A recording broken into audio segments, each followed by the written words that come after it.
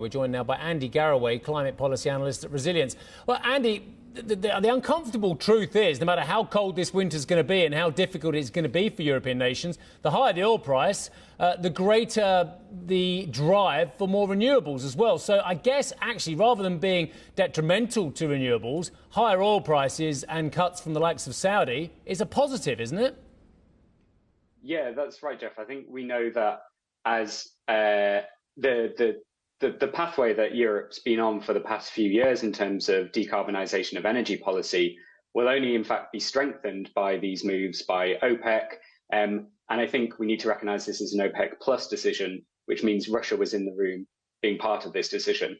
So we know, in fact, that there will be future pressures from outside the bloc on energy policy, and actually renewables policy, domestic renewables policy, is a way to take those out of the political sphere. Andy, there is a narrative in parts of the United States and elsewhere that Europe has exhibited folly, has been stupid to rely so much on an energy policy over the medium term, so much on renewables. Do you agree with that narrative? I think it's a very easy narrative to make in hindsight. And I think, in fact, a lot of European politicians have held their hand up since and said, mea culpa, we got this wrong.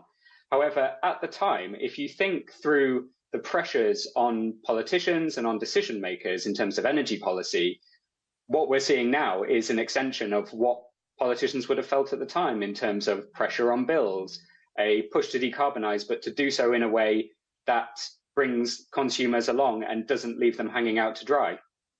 So the US, by default, has an awful lot of its own domestic production and can meet a significant amount of its requirements. In fact, has often tipped into being energy independent through its own domestic oil and gas production. Europe can't do that, despite the North Sea and the Groningen gas field in the Netherlands.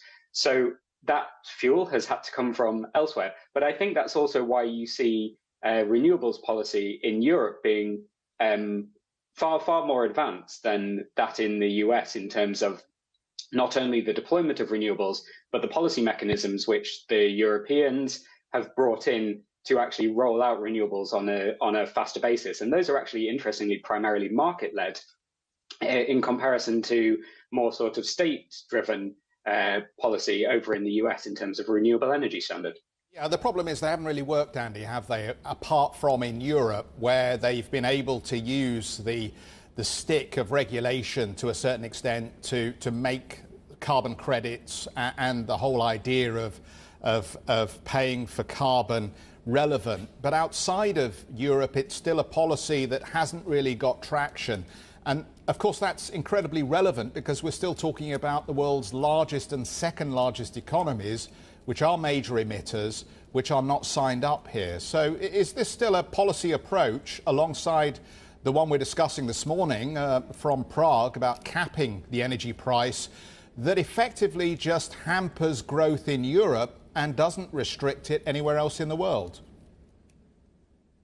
It's certainly an interesting position. I think what the shocks we're facing here in Europe are, they are a virtue of the situation, as you said, we've allowed ourselves to get in by becoming dependent on primarily one external source of fossil fuels.